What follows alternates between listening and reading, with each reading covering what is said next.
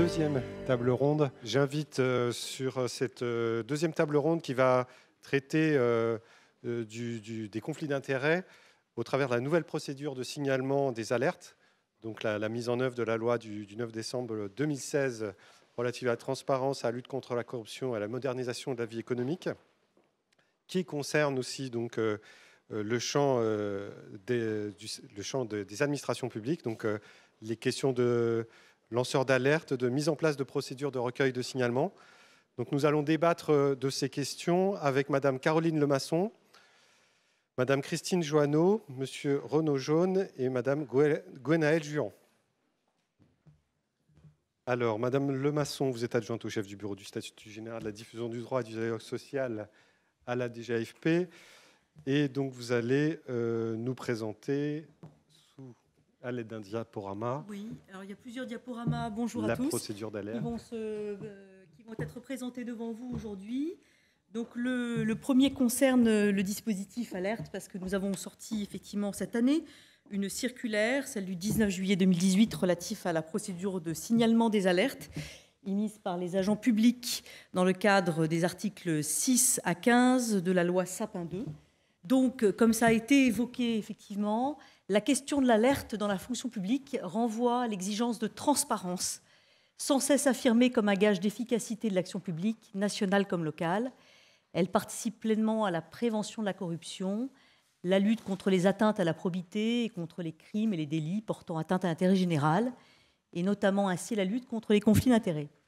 On a voulu faire cette table ronde sur ce sujet-là, parce qu'effectivement, la procédure alerte, qui est une procédure qui a été adoptée, qui n'est pas tout à fait nouvelle, puisqu'il y a eu d'abord effectivement une introduction d'un dispositif déjà d'alerte dans l'article 6 Terra par la loi du 20 avril 2016, mais plus encore par la loi du 9 décembre 2016, dite loi Sapin 2, qui a véritablement instauré un vrai régime du lanceur d'alerte.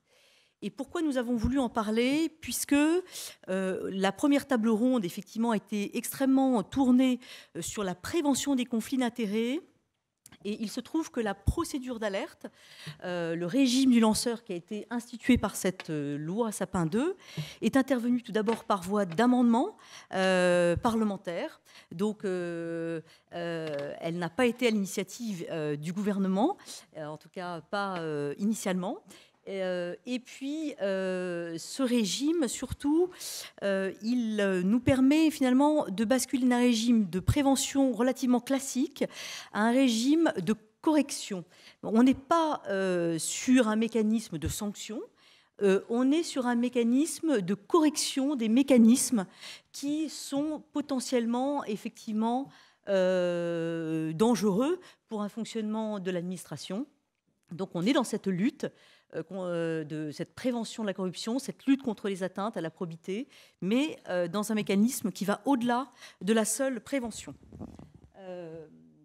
Ce corpus juridique de la loi Sapin 2, qui comporte en fait un chapitre 2 complet, donc des articles 6 à 15, avec une définition qu'on va voir juste après. Pour la fonction publique, il a été complété notamment par un décret en avril 2017, puis par une circulaire dont je viens de parler du 19 juillet 2018. Alors, qu'est-ce qu'un lanceur d'alerte? Un lanceur d'alerte, c'est une personne physique qui révèle ou signale de manière désintéressée et de bonne foi un crime ou un délit, une violation grave et manifeste d'un engagement international régulièrement ratifié ou approuvé par la France, d'un acte unilatéral d'une organisation internationale aussi pris sur le fondement d'un tel engagement, d'une violation grave de la loi ou d'un règlement, ou une menace ou un préjudice grave pour l'intérêt général dont elle a eu personnellement connaissance. Donc on voit un champ extrêmement vaste de domaines qui rentrent effectivement dans l'alerte. Avec le crime, le délit, sont intégrées les prises illégales d'intérêt. Donc c'était aussi l'utilité de cette présentation-là aujourd'hui dans le cadre de la lutte et de la prévention des conflits d'intérêts. Et puis par ailleurs, elle dégage aussi finalement ce qu'a déjà évoqué le président Vigourou en introduction de ce séminaire, de ce colloque, c'est-à-dire les conditions d'une procédure qui est relativement finalement balisée. Alors à la fois quant au champ personnel des lanceurs d'alerte, puisqu'on voit que ceux-ci doivent répondre à la triple condition d'être désintéressés, d'être de bonne foi et d'avoir personnellement connaissance des faits qu'ils sont amenés effectivement à divulguer. Et puis par ailleurs, puisque finalement est prévu dans cette loi un article 8 qui va rendre obligatoire une procédure graduée, une procédure de droit commun, qui est rendue obligatoire dans un cadre professionnel. Donc dans ce cadre professionnel, les membres du personnel de l'administration, les collaborateurs extérieurs et occasionnels des administrations, des organismes et des collectivités peuvent justement utiliser cette procédure d'alerte pour pouvoir dénoncer des faits d'une particulière gravité. Et donc la procédure de recueil de signalement, elle est obligatoire que dans certains cas, prévus strictement par la loi.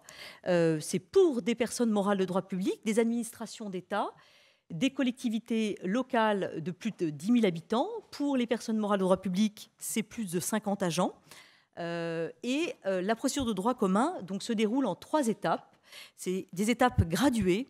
On a voulu, dans la circulaire du 19 juillet, surtout vous présenter et mettre l'accent sur la procédure interne des signalements, qui nous semble importante parce que c'est la première étape et une garantie essentielle en fait, pour essayer de résoudre le plus tôt possible les difficultés qui sont soulevées dans le cadre de l'alerte. Donc cette première étape, c'est ce signalement qui est effectué, comme le dit la loi, soit auprès d'un supérieur hiérarchique, direct ou indirect, de l'employeur, ou d'un référent désigné. Et la circulaire, effectivement, du 19 juillet insiste un peu sur le fait que, pour nous, le choix du référent alerte offre une garantie supplémentaire, justement, aux agents, et nous semble assez essentiel pour mettre correctement en œuvre les mécanismes de correction interne. La deuxième étape, c'est que, effectivement, en l'absence de diligence à vérifier dans un délai raisonnable la recevabilité de ces signalements, l'autorité, le lanceur d'alerte va signaler à l'autorité judiciaire, à l'autorité administrative, aux ordres professionnels les faits qu'il cherche à dénoncer. Et la troisième étape, qui est un peu le dernier étage de la fusée, c'est vraiment en dernier ressort, à défaut de traitement par toutes ces autorités. À ce moment-là, le signalement peut être rendu public. Cette organisation, cette procédure de droit commun, justement, résulte directement de la loi. Et aujourd'hui, elle a suscité de nombreuses interrogations. Donc, on a été amené effectivement à présenter la circulaire à l'occasion de réunions interservices au sein de la DGAFP pour essayer d'expliquer un petit peu comment fonctionnera à l'avenir ces mécanismes-là, quelles sont les procédures à mettre en place et aider aussi les ministères dans l'appréhension de cette procédure. C'est pour ça que cette circulaire, justement, a été publiée cette année. Voilà. Évidemment, la loi prévoit aussi un cas qui est un cas finalement exceptionnel. C'est dans les cas de danger grave et imminent, en présence d'un risque de dommages irréversibles, on peut porter directement à la connaissance des autorités judiciaires, administratives ou des ordres professionnels les alertes dénoncées et les rendre publiques. Une procédure normée et effectivement encadrée qui impose, à travers un coefficient quand même de gravité, un contrôle sur le niveau des alertes et le type des alertes qui peuvent être effectivement divulguées en interne au sein des administrations. Mais la loi Sapin II a également prévu, et c'est là aussi l'originalité du dispositif français, un mécanisme de protection assez poussé finalement du lanceur d'alerte. Et de ce point de vue, je vous ai mis là sous les yeux les points saillants en fait, du dispositif de protection du lanceur d'alerte, à savoir que évidemment aucune mesure de discrimination directe et indirecte ne doit avoir lieu à l'encontre de l'agent qui effectue un signalement. Il y a aussi un régime de preuve qui est un régime de preuve atypique, puisqu'il y a un renversement de la charge de la preuve qui est établi au profit de l'auteur d'un signalement. Il y a un mécanisme d'irresponsabilité pénale aussi qui est prévu en cas d'atteinte à des secrets protégés par la loi, à l'exception de ceux sur lesquels un signalement ne peut pas porter, à savoir les secrets évidemment de la défense nationale, le secret médical et le secret des relations entre l'avocat et son client. Et par ailleurs, la procédure du lanceur d'alerte, elle n'a de sens que si la confidentialité des échanges entre le lanceur d'alerte et le receveur de l'alerte, le destinataire de celle-ci, ces échanges soient parfaitement respectés. Le signalement des alertes n'impose pas pour autant l'anonymat de l'alerte, bien sûr, mais il impose en revanche que soit protégée la relation, pour des raisons effectivement de respect, de garantie de confiance qui peut être apportée aussi à l'alerte qui est donnée par le lanceur. Donc ce respect de confidentialité qui est assorti d'une sanction pénale qui est prévue en cas de méconnaissance de cette obligation. Et par ailleurs, il y a une pénalisation de l'obstacle au signalement si on interdit la possibilité d'effectuer ces signalements. Donc ce mécanisme, ces protections-là qui sont énoncées dans cette circulaire, révèle presque maintenant un véritable statut finalement, un début du moins s'il est imparfait, du lanceur d'alerte et permet effectivement en tout cas d'avancer là-dessus sur un sujet qui est un sujet dont s'emparent les instances européennes, et je vais vous parler en quelques mots de la directive juste après qui est en cours de négociation. Sur les limites de la protection de l'agent, évidemment, il y a tous ces mécanismes de protection ont aussi quelques contreparties pour protéger également les administrations et également les personnes sur qui peut porter l'alerte. Donc un agent public qui relate ou témoigne des faits relatifs à une situation de conflit d'intérêts de mauvaise foi ou de tout fait susceptible d'entraîner des sanctions disciplinaires avec l'intention de nuire, ou avec la connaissance au moins partielle de l'inexactitude des faits, est puni de 5 ans d'emprisonnement. Donc c'est des sanctions qui sont assez lourdes. Effectivement, on punit de même le signalement abusif qui peut aboutir à des sanctions disciplinaires. Donc sanctions pénales, sanctions disciplinaires aussi à l'appui. Alors pour conclure, je voulais juste dire quelques mots sur la proposition de directive européenne, puisqu'il y a une proposition qui a été mise sur la table le 23 avril 2018. Il faut savoir que ce sujet des lanceurs d'alerte est un sujet qui aujourd'hui dont s'est emparée la Commission européenne. Pour quelles raisons ? Parce qu'effectivement, il y a de nombreuses législations européennes. On dénombre aujourd'hui une dizaine d'États qui ont mis en place très récemment en fait, une procédure relativement identique à la nôtre pour protéger les lanceurs d'alerte. Donc évidemment, suscité par les nombreuses affaires, notamment Wikileaks, dont vous avez eu à connaître. Alors sur cette proposition de directive, pour vous dire en quelques mots, elle s'inspire grandement de la législation française. Donc on retrouve un système gradué. Simplement, elle a quand même une portée plus large. Alors c'est vrai que la loi Sapin 2 embarque les alertes qui sont faites et qui touchent en fait à des violations du droit de l'Union européenne, bien sûr, mais la procédure qui est prévue dans la directive européenne, premièrement, ne se limite pas aux lanceurs d'alerte personnes physiques, puisqu'elle prévoit aussi la possibilité à des personnes morales de lancer des alertes. Par ailleurs, elle ne prévoit pas un mécanisme de gravité, enfin, on va dire un filtre lié justement à la dénonciation de faits d'une particulière gravité, puisque la procédure d'alerte dans le cadre communautaire peut être lancée dès lors qu'on viole un texte de l'Union européenne, et ce texte-là est listé dans l'annexe de la directive. Donc, on voit bien que l'approche est quand même un peu plus générale. Et le dernier point là-dessus que je peux vous dire au sujet de la négociation de ce texte, c'est que, effectivement, sous la pression notamment du Parlement européen, qui est très allant sur ce sujet, et qui souhaitent que ce sujet, cette directive aboutisse avant les élections européennes, ils ont la volonté effectivement d'atténuer cette procédure graduée pour essayer très vite de faire sortir l'alerte du cadre interne pour qu'elle puisse toucher directement des autorités extérieures pour essayer de les résoudre au plus vite. Voilà en quelques mots ce que je pouvais vous dire du cadre général de l'alerte dans le cadre de la loi Sapin 2 et dans le cadre du nouveau projet de directive. Merci beaucoup pour cette actualité et ces procédures qui se mettent en place maintenant dans les administrations. Alors nous allons compléter le propos avec Madame Christine Joanneau. Vous êtes directrice de la protection des droits affaires publiques dans les services du défenseur des droits et vous allez nous faire un retour d'expérience sur ces signalements.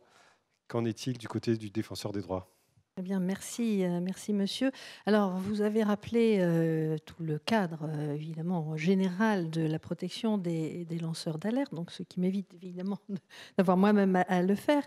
Et simplement pour dire que cette loi Sapin 2 a également modifié, parce qu'elle a souhaité confier finalement à une autorité administrative le soin d'orienter et de protéger les lanceurs d'alerte. Et donc, cette loi du 9 décembre 2016 a modifié l'article 4 de la loi du 29 mars 2011 qui a créé le défenseur des droits, en lui confiant donc, et je vais vous citer le texte d'orienter, donc le défenseur des droits est chargé d'orienter vers les autorités compétentes toute personne signalant une alerte dans les conditions fixées par la loi, de veiller aux droits et libertés de cette personne. Alors, cette mission des lanceurs d'alerte est venue s'ajouter évidemment aux compétences traditionnelles du défenseur des droits, dont je rappelle que c'est la défense des droits et libertés dans les relations qu'ont les personnes avec les services publics, la lutte contre les discriminations, la défense des droits des enfants et le respect de la déontologie par les personnes exerçant des activités de sécurité. Alors on peut dire que ça fait beaucoup, c'est une 5e compétence, donc c'est effectivement très important. Cela dit, cette mission des lanceurs d'alerte représente une part tout à fait infime, récente mais infime de son activité, puisque, pour vous donner quelques chiffres, en 2017, le défenseur des droits a reçu 71 alertes, semblait important, mais qu'il convient quand même de comparer aux 88 000 réclamations que nous avons reçues et traitées sur l'ensemble du champ de compétences de notre institution. On constate quand même qu'entre 2017 et maintenant, on a eu une augmentation de 30% de finalement ces réclamations, de ces alertes.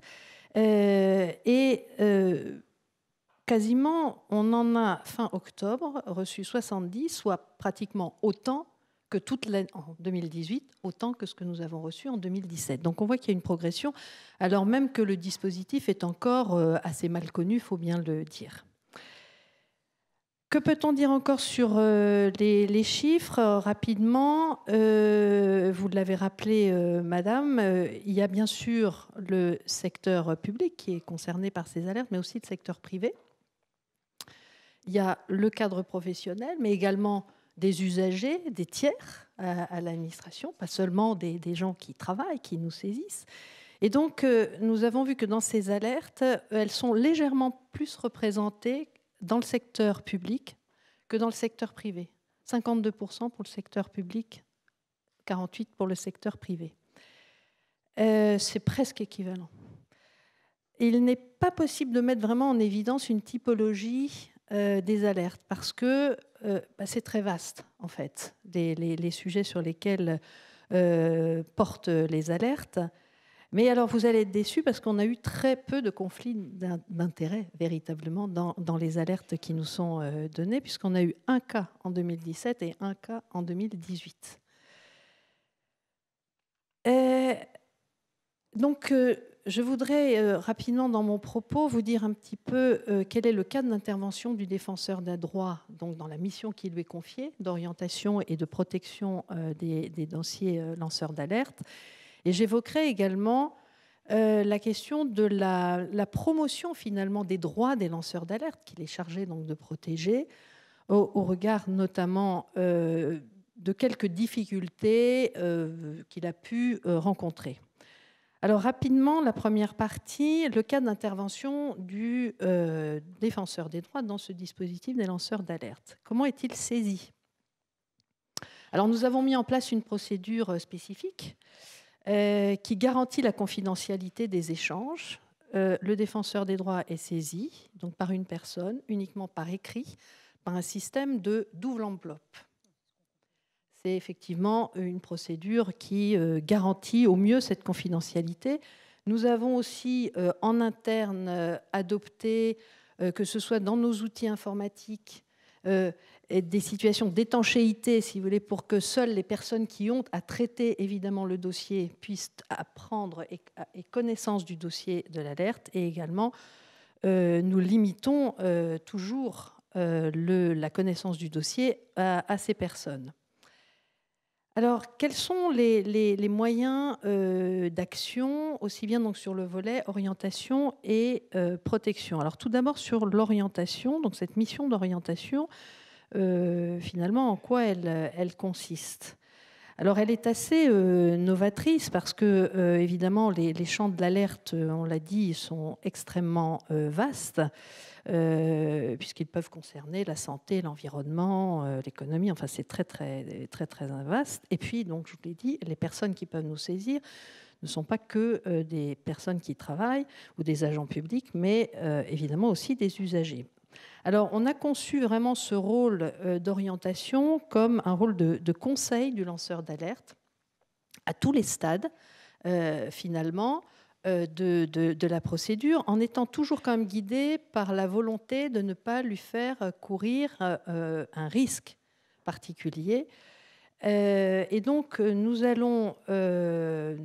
analysons évidemment l'alerte qu'il le signale, qu'il nous dit, mais nous appelons son attention sur la procédure graduée lorsqu'il est salarié, la procédure que vous avez rappelée, quand je dis salarié ou fonctionnaire, bien sûr.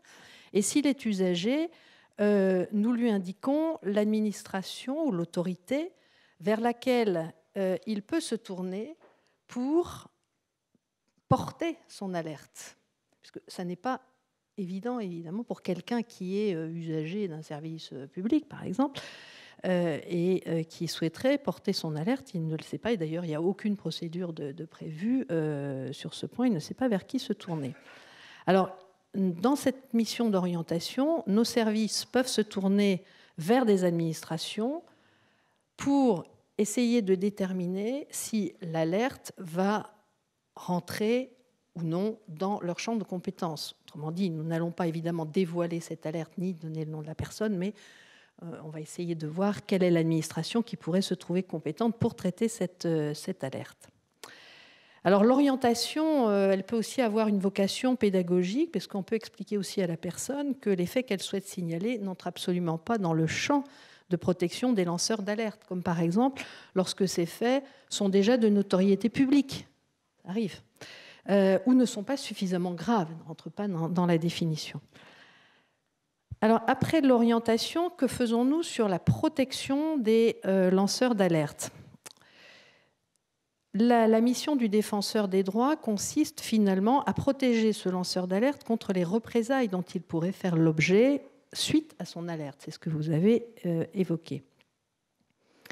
Alors, bien sûr, dans ces situations-là, nous sommes essentiellement dans le cadre professionnel, même s'il n'y a pas d'obstacle, a priori, à ce que nous assurions la protection d'un usager qui viendra se plaindre de ce qu'il a perdu un droit, par exemple, suite à une alerte qu'il a lancée.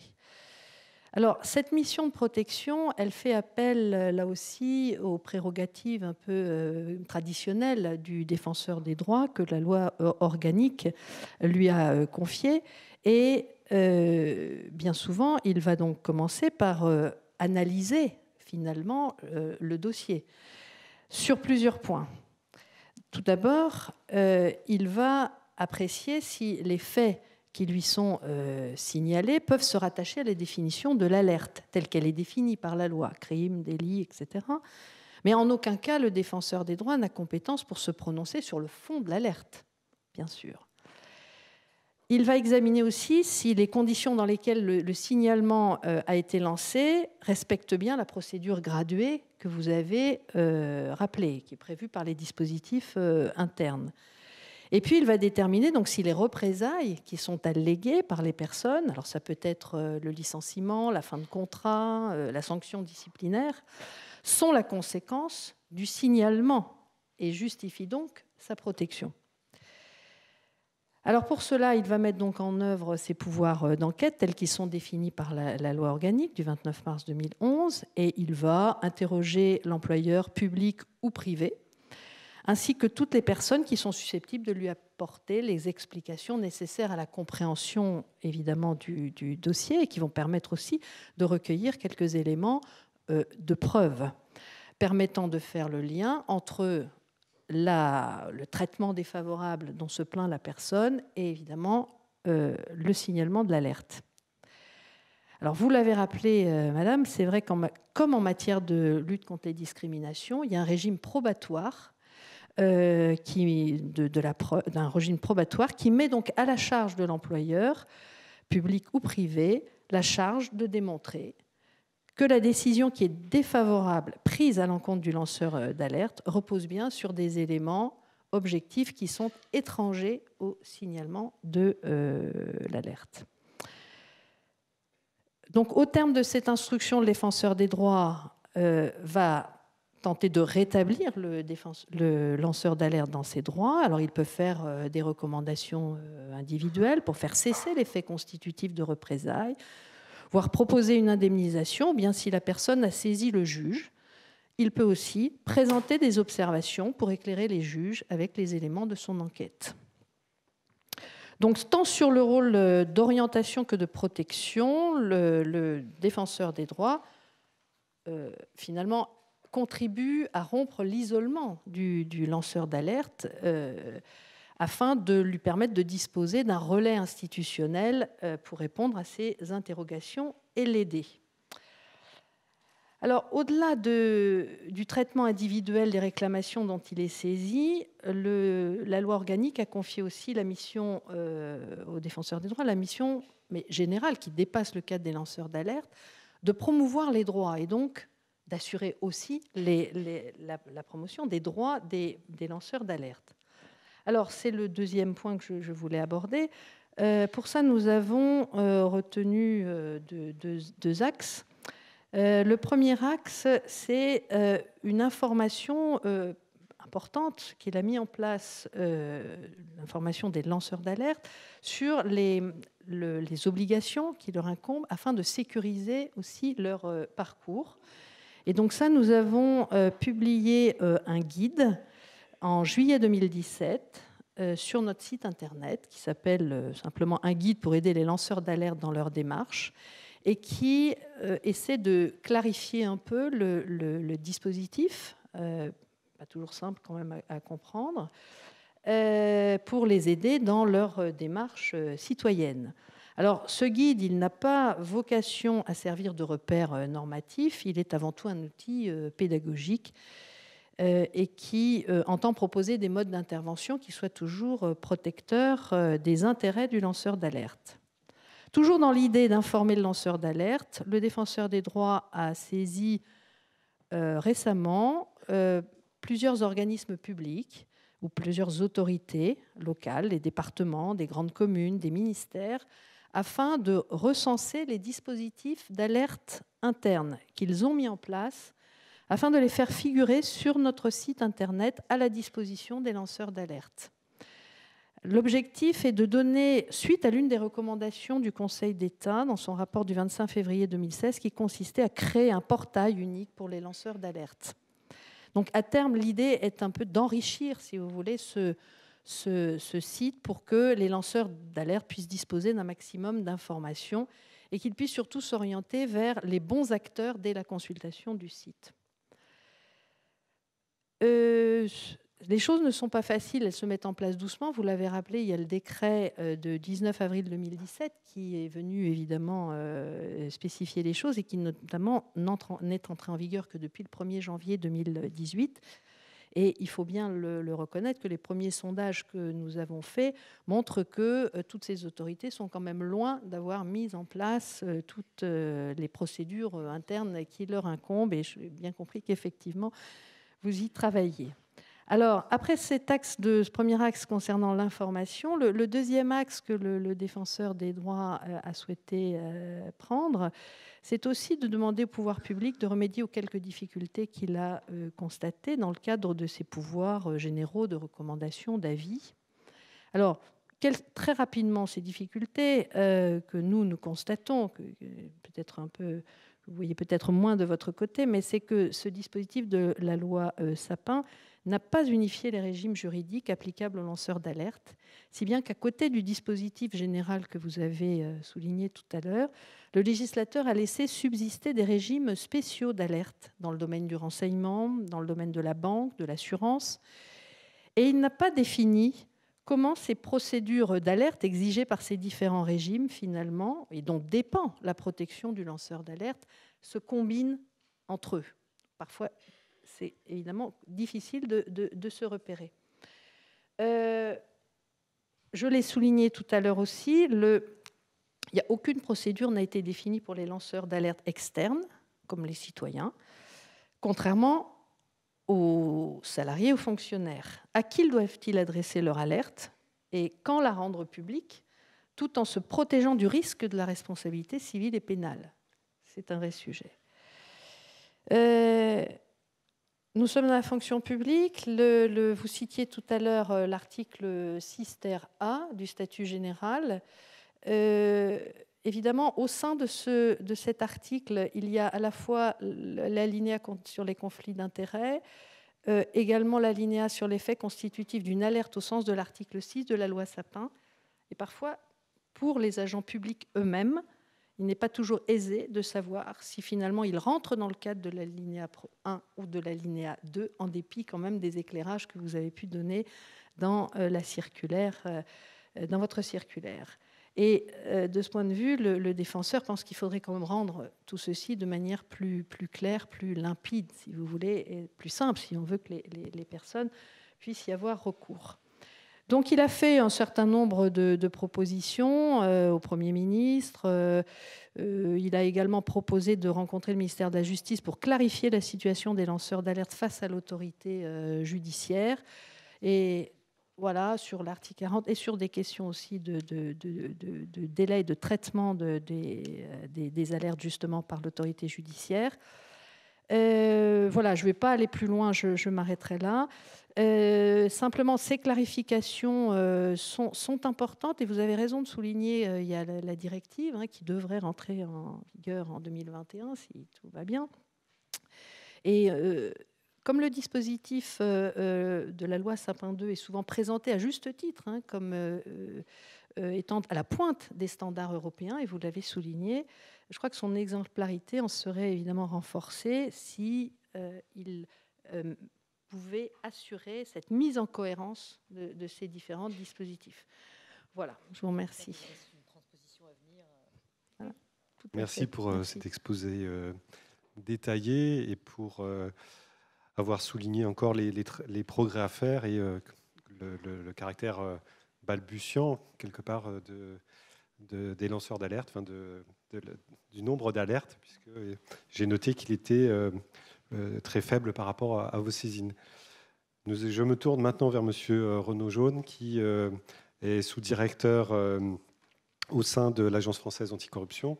Vous êtes en charge du Conseil de l'analyse stratégique et des affaires internationales, et vous allez nous parler donc du rôle en matière de contrôle de cette agence, et en particulier le contrôle exercé à l'égard des administrations publiques. Oui, alors je vais commencer par un léger hors-sujet par rapport à la thématique vers laquelle vous m'orientez, parce qu'en réalité, la problématique du lanceur d'alerte n'apparaît pas directement dans la partie qui relève de l'Agence française anticorruption de la loi Sapin 2. L'occurrence du mot alerte que l'on trouve, c'est une occurrence qui figure à l'article 17. Alors, je ne vais pas faire tout défiler parce que sinon ça nous embarquerait sans doute très loin. Je voudrais juste appeler votre attention voilà, sur cette petite diapositive qui, je crois, est assez éclairante du cadre référentiel sur la base duquel nous travaillons. Je prends quand même mes notes parce que j'avais griffonné quelques éléments pour compléter. Alors, donc, je vous disais, la seule occurrence du mot alerte que l'on trouve dans les articles, en gros 1 à 5 et 16 à 22 de la loi Sapin 2, c'est, vous devez le voir à l'écran, un dispositif d'alerte interne. Voilà, vous voyez en bas à gauche la quatrième rubrique. Alors je vais essayer de vous mettre en évidence la relation entre ce dispositif d'alerte interne et la problématique du lanceur d'alerte.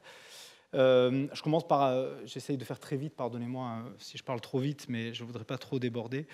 Vous rappelez premièrement que l'Agence française anticorruption a été créée donc, par la loi Sapin 2. Elle a 3 types de missions. Premièrement, les premières missions et les plus nouvelles, ce sont des missions de contrôle qui portent sur les grandes entreprises et qui portent sur les administrations publiques de l'État, des établissements publics ainsi que les collectivités territoriales, également les associations et fondations reconnues d'utilité publique. Alors la nature des contrôles que nous pratiquons est identique, mais les obligations des acteurs que je viens de mentionner sont différentes. Il y a 2 grands régimes. Il y a un régime applicable aux grandes entreprises pour lesquelles la loi a prévu à peine de sanction des obligations très détaillées de conformité anticorruption, calquées sur les meilleurs standards internationaux. Et pour être tout à fait transparent avec vous, les rédacteurs de la DACG, de la Direction des affaires criminelles et des grâces du ministère de la Justice, qui ont rédigé les proto-projets de la loi Sapin 2, se sont inspirés du programme de conformité anticorruption qui avait été imposé à l'entreprise Total par le département de la justice des États-Unis à l'occasion d'une transaction pénale à l'époque. Alors tout ça pour vous dire qu'on vit dans un cadre transnational dans lequel les types de politiques anticorruption que mènent les entreprises, les administrations et les organismes sans but lucratif sont en voie d'unification. Et ce n'est pas un hasard s'il y a une telle universalisation des standards anticorruption dans les grandes organisations. C'est qu'en réalité, la façon dont se construit un programme anticorruption efficace correspond à la meilleure forme d'appropriation de l'objectif de lutter contre la corruption. Et c'est ça que je voudrais mettre en évidence auprès de vous, de manière à montrer ce point d'intersection très étroit en apparence, mais en réalité qui tire à lui la totalité de notre thématique. Alors qu'est-ce que je veux dire par le fait de s'approprier la question de la lutte contre la corruption? Vous savez que, sans remonter trop loin dans l'histoire, on a vécu depuis 40 ans un grand mouvement de déréglementation dans les États. Et le corollaire de cette déréglementation, c'est l'institution d'autorités de régulation. En parallèle de cela, les États se sont rendus compte qu'il y avait certains objectifs de politique publique qui du coup, n'étaient plus du tout satisfaits ou qui, de toute manière, ne pouvaient pas être accomplis par simplement l'action des États. L'anticorruption, c'est un exemple très fort dans ce domaine-là. Il n'est pas possible de lutter contre la corruption dans un État, même si elle est faible, en fait, simplement par l'action pénale. Il faut des actions de prévention. Et plus exactement, il faut une appropriation par les acteurs eux-mêmes du risque de corruption dans leur sein. Du coup, la problématique de l'anticorruption dans une organisation, ça répond à la question d'un risque de mise en cause de l'instance dirigeante ou de l'organisation elle-même, responsabilité des personnes morales, à raison de faits de corruption qui ont été commis en leur sein ou par leurs partenaires. C'est ça l'enjeu du sujet. Et du coup, la réponse qui s'est sédimentée, je vous l'ai dit tout à l'heure, au fil du temps dans les organisations qui ont été confrontées à des poursuites par des autorités de poursuite agressives, ça a été de dire on va mobiliser les meilleures ressources dont on dispose en interne pour faire face à ce risque. Et les meilleurs types de ressources que l'on trouve dans une organisation, c'est des ressources, en gros, d'abord, qui savent s'appuyer sur les métiers, bien entendu, mais c'est des ressources au sein des services supports qui recourent aux techniques de la gestion et des services qui recourent aux techniques du droit. Donc l'on trouve dans tout programme anticorruption une procédure de cartographie des risques qui correspond, d'ailleurs ça a été mentionné, j'ai vu dans les questions de la table ronde précédente, des techniques de cartographie des risques qui consistent à peigner l'ensemble des métiers de l'organisation, à voir comment se déroulent les différents processus, à identifier les risques de corruption qui émaillent ces conduites d'activité et à adapter les règles de décision de l'organisation par rapport à ces risques. Je prends souvent cet exemple. Si vous ouvrez un compte bancaire, c'est en général un conseiller de clientèle qui a la délégation de signature pour vous ouvrir le compte. Si vous êtes milliardaire russe et que vous vous présentez au guichet d'une banque sur la Côte d'Azur, Ça peut être plutôt le directeur d'agence ou le directeur régional qui va signer, dans votre cas, l'ouverture du compte. Ceci parce que la banque redoute peut-être un risque de blanchiment. Et donc, il y a une adaptation de la règle de décision au risque qui a été identifié, en l'occurrence dans le domaine de l'anti-blanchiment. En anticorruption, c'est pareil. On a une description des processus métiers, une identification des risques de corruption et une adaptation des règles de décision à l'intérieur de l'organisation. Cette adaptation des règles de décision, vous voyez, c'est une symbiose entre des techniques de la gestion, on cartographie les risques, et puis ensuite une adaptation réglementaire, donc les meilleures techniques légales, et c'est ce qu'on appelle un code de conduite. Donc un code de conduite, ce n'est pas simplement une charte éthique, et ce n'est pas simplement un code de bonne conduite, et ce n'est pas non plus une simple déclinaison de la loi pénale. C'est une adaptation en interne dans l'organisation des règles de décision qui permet de répondre aux risques de corruption. Et c'est en cela, vous voyez, qu'il y a un effort d'appropriation par l'organisation. Alors, du coup, ça nous permet de comprendre pourquoi ces 8 tiroirs, vous voyez, on a fait figurer une petite flèche circulaire, pourquoi ces 8 tiroirs apparents, en réalité, fonctionnent en système. Alors là, je répète, vous avez à l'écran le fonctionnement typique de l'article 17, donc qui est l'ensemble des obligations anticorruption applicables aux entreprises. Et comme je viens d'essayer de vous le démontrer, ces mécanismes sont absolument transposables dans toute organisation, quelle que soit sa nature, c'est-à-dire y compris au sein du secteur public, et ce, même si les sanctions applicables aux dirigeants qui, dans le public ou dans les organismes sans but lucratif, n'auraient pas accompli ce type de diligence, sont différentes. Ce n'est pas parce qu'il n'y a pas de sanctions qu'il n'est pas pertinent de recourir à ce que, en gros, les gens font de mieux lorsqu'ils veulent sérieusement couvrir le risque de corruption. Alors, je ne vous détaille pas tout. Je crois que les organisateurs mettront à votre disposition les diaporamas. Et puis, l'article 17 de la loi Sapin 2 est très facile à consulter. Pour résumer, on part d'un engagement de l'instance dirigeante. Comme ça, on est sûr que le message de l'anticorruption part du plus haut possible. Et pour descendre dans les recoins de l'organisation, on fait appel à des techniques d'audit interne qui vont garantir que l'on a balayé dans les coins. Et comme on a préalablement cartographié les risques et adapté les règles de décision, normalement, le risque de corruption systémique, c'est-à-dire, comme je le disais tout à l'heure, le risque d'une mise en cause de l'organisation ou d'une mise en cause des dirigeants, est écarté. Et c'est là qu'on voit apparaître la complémentarité entre ce programme, ce management des risques, on dit parfois aussi, cette politique anticorruption, et la thématique de l'alerte. Donc c'est là qu'on voit apparaître en particulier l'utilité des lanceurs d'alerte, l'utilité de leur protection, c'est l'objet du régime qui vient d'être commenté, parce que normalement, dans une organisation qui a éliminé le risque systémique, il ne peut subsister que des faits de corruption isolés, et la détection des faits de corruption isolés, c'est précisément l'objet de l'alerte. Alors, en particulier dans le cas des grandes entreprises, mais je répète, c'est transposable dans la sphère publique et dans la sphère associative, on trouve un dispositif d'alerte interne, c'est-à-dire un système de gestion qui va organiser dans l'organisation, donc pardonnez-moi ce pléonasme, qui va organiser la remontée des alertes et leur traitement. Alors, il y a deux grandes composantes, si vous me permettez de ne pas rentrer dans l'abondante littérature parce que le temps nous est compté, mais en gros, retenons qu'il y a deux grandes composantes importantes dans cela. La première chose, c'est qu'il faut un système d'information. Ça soulève bien entendu des questions touchant à la protection des données, à l'organisation du système, à sa conception, etc. Mais bon, on ne peut pas se passer, surtout dans des organisations de grande taille, d'un système qui va assurer la classification des alertes, leur gestion, ceci tout simplement de façon à améliorer dans le temps le risque que l'on constate. J'imagine qu'il en va de même pour des risques ou des alertes relatives à des harcèlements ou à des dysfonctionnements divers. Si l'organisation est sérieuse, normalement, elle essaye de faire progresser tendanciellement ce risque en regardant un petit peu la nature des alertes qui lui sont remontées. Donc il y a un système d'information qui est remonté. La deuxième chose qui est importante, c'est l'aiguillage en sortie par l'organisation. Là, je me permets de faire une ellipse par rapport à ce que je pourrais vous développer, mais parce que je suis dans un cadre public.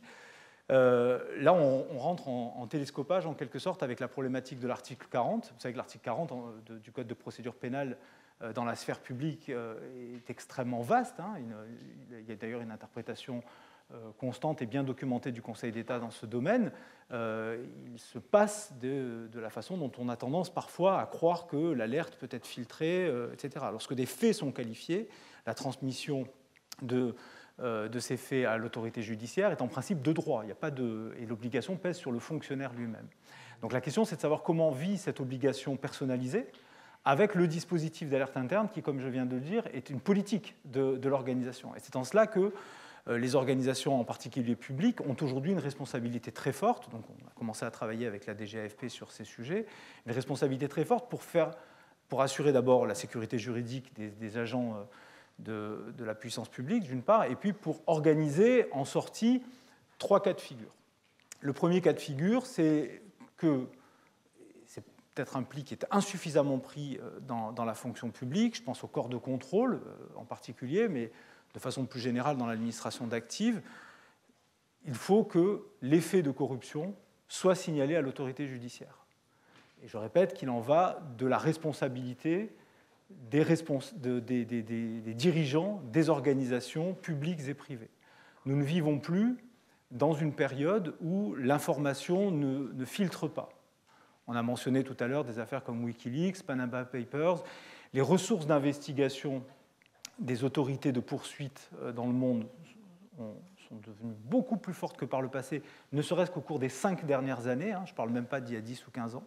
Une explosion des moyens de data mining, une explosion des moyens d'investigation, une rémunération des lanceurs d'alerte dans un certain nombre de pays, et par conséquent, le risque qu'encourt une organisation qui aurait connaissance en son sein de faits de corruption et qui ne les aurait pas signalés doit être pris en compte dès à présent. Ça, c'est un message très fort que nous adressons à l'agence dans le cadre de nos missions de conseil à la totalité des publics auxquels nous sommes confrontés, c'est-à-dire la totalité des entreprises, la totalité des administrations et la totalité des organismes sans but lucratif. Donc en sortie, premier élément d'aiguillage, un article 40, c'est un article 40. Deuxième élément d'aiguillage, très simple et très clair aussi, si l'on a un doute, il y a des structures dont la fonction est de conseiller. Heureusement, le défenseur des droits a pris à bras-le-corps la problématique de l'orientation et du conseil des lanceurs d'alerte. J'imagine que ça déborde peut-être un peu sur le conseil aux autorités publiques, peut-être.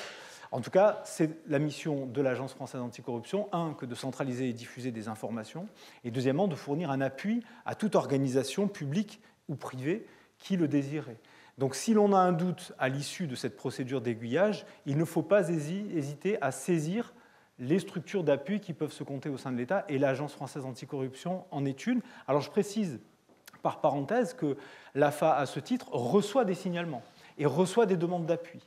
Alors nous recevons des signalements anonymes ou identifiés de différentes natures, de personnes qui se disent qu'on a créé une structure dans le paysage, pourquoi ne pas la mouvementer? Bien entendu, ce sont des personnes qui ne pourront pas se prévaloir ensuite des protections du lanceur d'alerte. Mais pourquoi, nous faisons quand même quelque chose de cela, tout simplement parce que l'agence a aussi une mission de contrôle et que cette mission de contrôle peut aboutir à exploiter des signalements, c'est évident. Deuxième élément d'appui que nous fournissons, c'est à l'égard d'administrations qui pourraient avoir des doutes sur des qualifications juridiques de fait. Et on a depuis le début de notre activité quelque chose d'intéressant et qu'on n'avait pas du tout anticipé, mais qui est très stimulant, c'est que nous sommes saisis par des parquets pour des qualifications juridiques de faits complexes dans un domaine de corruption dans lequel vous avez une intersection entre l'exercice de compétences difficiles à démêler dans la sphère locale, par exemple, et la qualification de favoritisme, de prise illégale d'intérêt, de trafic d'influence ou plus rarement de détournement de fonds publics, mais c'est théoriquement possible puisque ça fait partie du périmètre des atteintes à la probité. Donc, quand on a un doute, là aussi, il n'y a pas simplement un classement vertical. Le dossier peut faire l'objet d'une instruction complémentaire qui va permettre soit de considérer que l'article 40 est qualifié, soit d'entrer dans la troisième et dernière catégorie, et j'en terminerai par là pour ne pas être trop long, si on est certain au sein de l'organisation, dans le cadre du dispositif d'alerte interne, qu'il n'y a pas matière à transmission à l'autorité judiciaire, alors évidemment on ne transmet pas, mais on garde une trace. L'essentiel des mécanismes de management des risques, quel que soit le secteur de compliance, de conformité auquel on fait référence, j'ai mentionné la lutte anti-blanchiment, je pourrais mentionner la responsabilité sociétale et environnementale, la protection des données personnelles, etc. Il y a un grand nombre de domaines de conformité qui fleurissent, l'anticorruption en fait partie.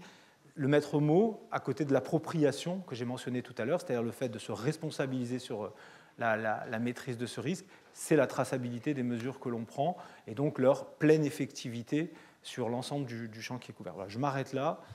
J'ai tellement de choses que j'aimerais vous dire, mais malheureusement, on pourra. Merci beaucoup pour ces propos. Donc, des mécanismes qui existent pour permettre aux lanceurs d'alerte de signaler. un management du risque qui est proposé par l'Agence française anticorruption. Encore faut-il que tout le monde soit bien informé, sinon formé à ces questions. Et c'est la séquence que nous allons aborder maintenant avec nos deux derniers intervenants. Madame Gwenaëlle Juan, vous êtes directrice de projet donc en charge du sens de l'action publique et référente déontologue au CNFPT. Et Monsieur Fabrice Collinet, vous êtes directeur juridique et de la prévention de la région Grand Est. Et vous allez nous parler à deux voix donc, des actions de formation que vous avez engagées auprès des collectivités et des agents. Tout à fait. Merci, bonjour à tous. Je me lève pour le diaporama. Donc effectivement, ce qui m'a été demandé aujourd'hui, c'est de vous présenter assez rapidement, donc je vais essayer de faire ça dans un temps très court, les différents types d'offres de formation et de services que nous mettons en œuvre pour les agents de la fonction publique territoriale. Donc pour déjà vous rappeler le cadre, hein, donc ça veut dire que nous sommes en charge de la formation de 1,8 million d'agents territoriaux et je vous ai mis un chiffre sur 2017, on a formé 895 000 fonctionnaires, ce qui veut dire qu'on s'adresse à des profils très très différents puisqu'on forme autant des cadres A+, que des agents de catégorie C. Et les questions de déontologie doivent donc être abordées de manière différente et adaptée à chacun. Donc, je vais vous illustrer simplement quelques cas de formation, ce qui vous donnera, je pense, une image assez générale de ce qu'on peut faire. Donc, ce qu'on fait surtout en matière de déontologie, ce sont des études de cas. Parce que on voit bien que souvent les stagiaires nous disent bon, droits et obligations des fonctionnaires, ça va, on connaît. En général, ils ont dû le réviser pour passer les concours. Donc, quand un formateur arrive en disant je vais vous en parler, en général, ça ne passe pas. Donc, on s'est dit qu'on allait travailler sur des études de cas, ce qui permet aussi en présentiel de parler des conflits de valeurs. Parce que même si un agent sait que, par exemple, il a un collègue qui est en conflit d'intérêts ou que lui-même pourrait l'être, il va se poser des questions de conflit de valeurs du type est-ce que je ne vais pas mettre en défaut mon collègue, est-ce que je ne vais pas mettre en défaut mon compagnon qui a une entreprise qui va peut-être un jour candidater à un marché public. Donc il faut pouvoir avoir des échanges là-dessus pour faciliter, on va dire, la bonne prise de décision quand la situation se présente. Ces études de cas, on les a transformées au format numérique. Ce qui permet, en dehors des formations en présentiel, à chacun d'y avoir encore accès, de pouvoir avoir ces informations-là. Je vous ai mis un exemple, c'est celui du conflit d'intérêts sur les associations. Donc on a mis un exemple, un chef de service découvre qu'une de ses agentes qui instruit des dossiers de subvention est membre d'une des associations dont elle instruit le dossier. Donc voilà, vous êtes chef de service, vous faites quoi? Quels sont les risques? Qu'aurait dû faire l'agent? Et donc, on présente la situation professionnelle avec un clip animé d'1 minute et ensuite un juriste qui débriefe la situation. On utilise aussi les études de cas pour la formation des cadres A+, à l'INET. Et donc, on le fait avec l'ENA. Donc, je vous ai mis là un exemple d'une journée qui a pu être faite. La journée est entièrement consacrée à des études de cas, avec ensuite des échanges avec des experts sur quelles pouvaient être les différentes solutions. Comme disait le président Vigourou tout à l'heure, il y a toujours plusieurs solutions possibles, laquelle choisir. Sur la formation continue, on développe plutôt des approches métiers parce que on voit bien que, pour parler cartographie des risques, comme le disait M. Jaune tout à l'heure, on voit bien que les risques ne sont pas tout à fait les mêmes en fonction des métiers. Le domaine social a des critères en termes de déontologie qui sont spécifiques, par exemple en matière de secret professionnel. Dans les domaines juridiques, on voit bien qu'il faut creuser toutes les questions de conflit d'intérêts ou pour la commande publique, tous les risques relatifs à la commande publique et à la passation des marchés. Donc on a cette approche métier. En termes de métier, bien évidemment, on s'est adapté pour répondre aux besoins du nouveau métier de référent déontologue et référent alerte. Donc, on propose également des journées spécifiques pour eux, de manière à ce que petit à petit, ils puissent aussi se construire, on va dire, un échange sur des pratiques professionnelles, sur ce qui seraient les bonnes pratiques et les bonnes réponses, puisqu'on voit bien, par rapport aux questions qu'il y avait tout à l'heure, on a encore un certain nombre d'interrogations, ne serait-ce que sur la définition de conflit d'intérêt public-public. Ça peut permettre à ces référents d'échanger entre eux aussi là-dessus. On a développé autre chose. Alors ça, c'est accessible à tous. Donc si jamais certains d'entre vous y sont intéressés, vous pouvez y aller. On a en fait développé des e-communautés par métier qui sont accessibles par Internet. Donc on vient d'en créer une en mai de cette année sur déontologie et transparence, dont d'ailleurs des collègues de l'AFA sont membres et peuvent répondre à certaines questions. L'idée, c'est que sur cette communauté, vous avez une mise à jour de jurisprudence, d'informations réglementaires, et aussi la possibilité de poser des questions à vos homologues. Alors, homologues qui peuvent être référents déontologues, référents alerte, mais qui peuvent aussi être tout simplement cadres ou agents de la fonction publique qui, à un moment donné, veulent s'intéresser à cette question. On développe également des séminaires en ligne, donc en fait des cours en ligne, qui là aussi sont accessibles à tous et qui sont gratuits sur la plateforme FunMOOC. Donc là aussi, nous avons travaillé notamment avec les équipes de Monsieur Jaune, puisque nous avons créé un cours en ligne avec l'Agence française anticorruption, qui concerne les collectivités territoriales, mais dont un certain nombre de ressources sont en fait des ressources génériques. Par exemple, on rebalaye toutes les infractions pénales qui sont concernées dans le domaine de la corruption, et l'Agence française y présente plus en détail les recommandations dont vous a parlé Monsieur Jaune à l'instant. On a d'autres cours en ligne, notamment par exemple celui sur le sens de l'action publique, où on a consacré une séance à la déontologie avec notamment le témoignage d'Anissé Leporte, qui confirme bien que la déontologie n'est pas née avec la loi du 20 avril 2016. Donc voilà, je vous ai mis, puisque vous aurez ces diaporamas accessibles, cette diapo vous permet simplement de vous inscrire, si vous voulez, au cours en ligne de l'Agence française. Il y a une nouvelle diffusion du cours le 26 novembre. Donc voilà, pour ceux qui sont intéressés, vous pouvez vous inscrire. Nous faisons également des événementiels, donc sur une journée, sur ces thématiques-là. Je vous ai mis l'exemple de la Guadeloupe parce qu'on l'a travaillé en interfonction publique. Donc ça a réuni 150 agents des 3 versants de la fonction publique sous forme de conférences et aussi d'ateliers. On les a fait travailler concrètement sur nos cas pratiques. Donc voilà, donc en conclusion, je dirais que ce qu'on essaye de développer, c'est une approche qui soit très opérationnelle et avec des modalités pédagogiques très différentes pour essayer de toucher tous les publics. Merci. Merci beaucoup pour ces illustrations qui vont permettre à tous les agents d'acquérir les bons réflexes en matière de déontologie. Alors, les ont-ils déjà? Vous allez peut-être nous le dire pour la région Grand Est, Monsieur Collinet. Oui, je vous remercie. Bonjour à tous. Je vais illustrer la thématique déontologie avec ce qui a pu être mis en place au niveau de la région Grand Est, avec un premier retour d'expérience, même si, comme on a pu l'évoquer, le sujet est relativement récent. Alors, pas forcément dans sa conception juridique, mais en tout cas dans l'ensemble des outils qui sont désormais à notre disposition. Donc, je voulais évoquer avec vous ce que j'ai appelé l'écosystème mis en place en région Grand Est. Alors, je vais me passer du PowerPoint, ça ira plus vite.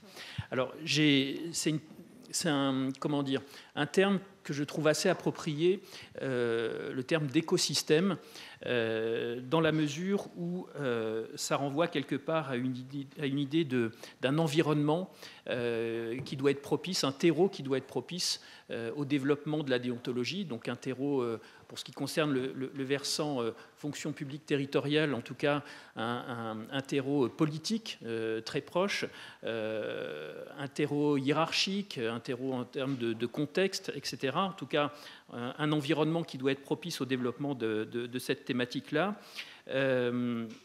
C'est également, par analogie, une sorte de graine, finalement, qu'on va planter et qui va se développer progressivement, qui va être fragile au départ, mais qui va gagner en vigueur au fur et à mesure, et par rapport à laquelle il sera difficile, c'est mon point de vue, finalement de revenir en arrière. Une fois qu'elle a commencé à pousser, à prendre force, il est difficile de la déraciner.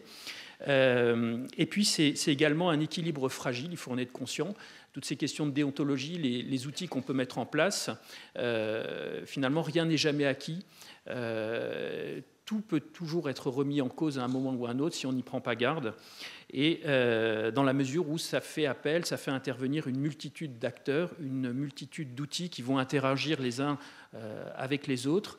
Alors pour finir sur l'analogie avec l'écosystème, finalement on a plusieurs types de plantes. Alors certaines vont se développer très rapidement, d'autres il va falloir les pousser un petit peu pour qu'elles prennent et qu'elles acceptent finalement cette, je ne veux pas parler de contrainte, mais en tout cas ce sorte d'engrais qui va donner au final tout un contexte de déontologie. Voilà, donc un écosystème. Pour commencer, pour ce qui concerne la région Grand Est, un contexte, on va dire, général qui était favorable, à la fois sous un angle extérieur, on va dire, puisque on a des attentes extrêmement fortes et des exigences accrues de nos concitoyens en termes de transparence de la vie publique. Donc ça, c'est un fait. On a un contexte législatif et réglementaire sur lequel je ne reviens pas, qu'on a vu tout à l'heure, qui est également favorable au développement de ce contexte. On a des attentes fortes également qui se sont exprimées, qui s'expriment émanant entre guillemets, d'organismes externes de contrôle, type l'AFA, type la CICC, pour ce qui concerne les autorités de gestion des fonds européens que sont les régions, mais également les chambres régionales des comptes. Et puis donc un terreau favorable en interne, puisque comme vous le savez, les régions du Grand Est, Alsace, Lorraine, Champagne-Ardenne ont fusionné, donc ça a été l'occasion à un moment donné d'une remise en cause globale de nos modes de fonctionnement, donc ça a été vraiment l'occasion de se pencher sur ces questions-là et de les pousser. Et puis une expérience passée pour ce qui concerne les régions sur toutes ces questions de déontologie, de transparence, du fait de la gestion des fonds européens, puisque là aussi, au niveau communautaire, des exigences très fortes en contrepartie de la possibilité pour nous de gérer les fonds européens. Donc quelque part, on s'est inspiré de cette expérience-là pour la décliner dans toutes nos pratiques. Et puis surtout, ça a été évoqué également tout à l'heure, c'est l'élément fondamental, c'est une implication très forte et une volonté forte à la fois du politique et de la hiérarchie. C'est ce qui finalement va déterminer la réussite du dispositif ou non.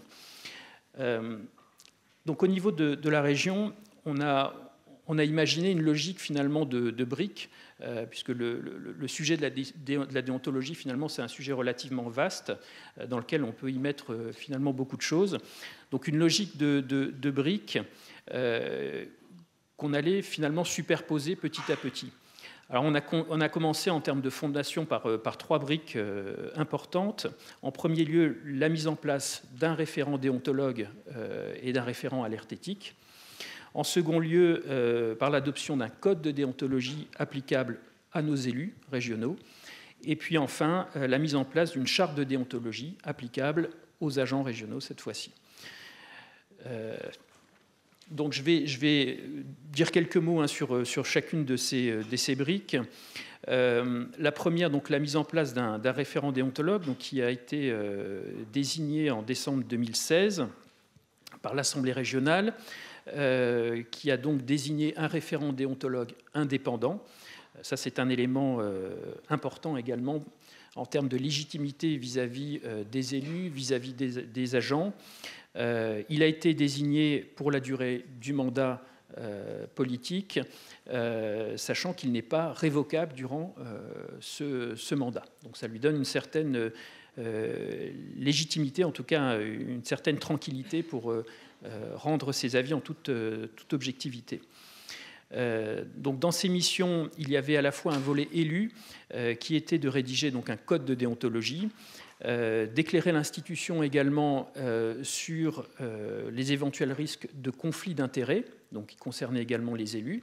Donc on a eu un certain nombre de saisines, soit le président de la région, soit des élus qui venaient le voir directement pour lui poser des questions, pour savoir si une suspicion de conflit d'intérêts était avérée. Dans ces missions également, un volet qui concernait les agents de la région, donc leur apporter tout conseil s'agissant du respect des droits et obligations déontologiques qui s'appliquent à eux. Et puis, nous conseiller aussi, parce que c'est d'ailleurs ce qu'avait constaté l'AFA lorsqu'elle est passée, c'est qu'on avait une multitude d'outils qui concernaient la déontologie, la prévention des conflits d'intérêts, etc., etc. Mais il manquait un petit peu de lien en fait entre l'ensemble de ces outils. Donc c'est un rôle qu'on a confié aussi à notre déontologue, c'est d'essayer d'interfacer l'ensemble de ces outils pour en faire un ensemble véritablement cohérent. Donc voilà pour ce qui concerne le référent déontologue tel qu'il a été désigné. La deuxième brique, le deuxième volet, c'est l'adoption d'un code de déontologie applicable aux élus. Donc il a été rédigé et proposé par notre déontologue également. Il a été adopté par l'Assemblée plénière. Il rappelle les droits et obligations qui s'appliquent aux élus régionaux en termes d'éthique, de conflits d'intérêts, etc.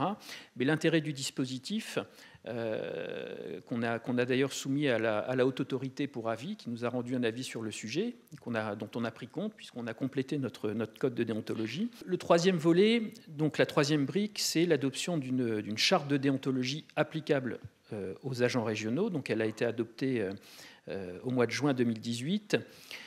Donc elle est toute récente et elle intègre notamment ce qu'on a évoqué tout à l'heure, la possibilité, les mécanismes de saisine du référent déontologue par les agents, le mécanisme des lanceurs d'alerte, etc., etc. Donc on a pensé ce document comme un document central constitué d'un certain nombre de thématiques qui vont venir s'enrichir au fil du temps, finalement, pour constituer une sorte de nuage qui concernerait, d'une manière générale, la déontologie. Donc on a commencé avec cette thématique. Alors je laisse de côté sur les droits et devoirs des agents, les valeurs partagées, l'égalité homme-femme. Donc tout ça intègre véritablement la charte de déontologie. On y a intégré, donc, je l'évoquais tout à l'heure, le référent déontologue, les alertes éthiques, les conflits d'intérêts. Et on va venir l'abonder au fur et à mesure. On a déjà un projet là, qui va sortir à la rentrée normalement, enfin en fin d'année, début d'année prochaine, sur tout ce qui touche à l'achat public. Ce qui va toucher également, parce que quelque part ça relève de la déontologie des agents publics, la problématique de l'utilisation des réseaux sociaux, parce que c'est des problématiques qu'on rencontre aussi assez souvent. Enfin, tout ça pour dire que au-delà des sujets qu'on a évoqués très précis sur les lanceurs d'alerte, les choses comme ça, la déontologie entendue au sens large, ça peut revêtir finalement un panorama extrêmement large. Donc voilà, on a tout de suite prévenu notre hiérarchie et notre président que finalement cette charte, ce n'était que le point de départ de quelque chose de beaucoup plus vaste, qu'on n'imaginait pas forcément nous-mêmes au départ. Donc un petit focus sur un des sujets prévus dans la charte de déontologie, donc le référent déontologue. Donc je ne reviens pas sur son champ d'intervention tel qu'il est prévu par la loi. Cela étant, on a quand même donné des éléments de cadrage à nos collègues agents de la région en termes de procédure, pour bien leur faire comprendre finalement à quoi servait le référent déontologue. Quelque part, le référent déontologue, il ne se substitue pas au service de l'administration. Ce n'est pas une instance de recours non plus, il ne se substitue pas au tribunal administratif, parce qu'au début, il y avait une grande confusion sur finalement ce qu'était le référent déontologue. Donc on a bien rappelé son champ d'intervention, donc c'est lié aux articles 25 à 28 de la loi du 13 juillet 83, donc éclairé sur les obligations et principes déontologiques. On a également rappelé que avant de saisir le déontologue, il devait y avoir une étape interne, finalement, de saisir les collègues concernés. Si je me pose une question en termes de cumul d'activités, naturellement, je vais saisir mes collègues de la direction des ressources humaines, je ne vais pas m'adresser directement au référent déontologue. Donc on a mis en place toute une procédure interne qui permette, je l'espère en tout cas, d'éviter un mélange des genres. On a mis effectivement en place un outil, une plateforme dématérialisée. Donc c'est un outil qu'on met à disposition de nos collègues qui va garantir la confidentialité de leurs échanges qu'ils vont avoir avec le référent alerte éthique, qui est par ailleurs également le référent déontologue. Alors du reste, se poser la question, c'est un sujet sur lequel on a un petit peu réfléchi, de la confidentialité et de l'anonymat. Finalement, est-ce que la confidentialité implique forcément l'anonymat des saisines du référent alerte éthique, ce qui pose aussi question en termes de sanctions d'éventuelles saisines abusives. Peut-être qu'on pourra l'évoquer tout à l'heure dans le jeu des questions-réponses, mais c'est un sujet qui me semble être intéressant. En tout cas, c'est une procédure des lanceurs d'alerte qui vient d'être mise en place au niveau de la région Grand Est. On attend de voir ce que ça peut donner. Simplement, il y a 2 éléments importants qu'on a rappelés à nos collègues. Pour bénéficier de la protection particulière qui s'applique aux lanceurs d'alerte, il faut en respecter les conditions. Et 2, ça demande une certaine maturité aussi au niveau de l'organisation, c'est-à-dire que ce n'est pas un défouloir, mais que ça porte une certaine responsabilité. Quand on porte une accusation vis-à-vis d'un collègue, qu'on accuse peut-être de détournement ou que sais-je, ça porte une responsabilité qu'il faut bien mesurer. Et je finirai juste donc en termes peut-être de conclusion sur les premiers enseignements qu'on peut tirer de la mise en place de cet écosystème. Finalement, quelque part, c'est un saut dans l'inconnu.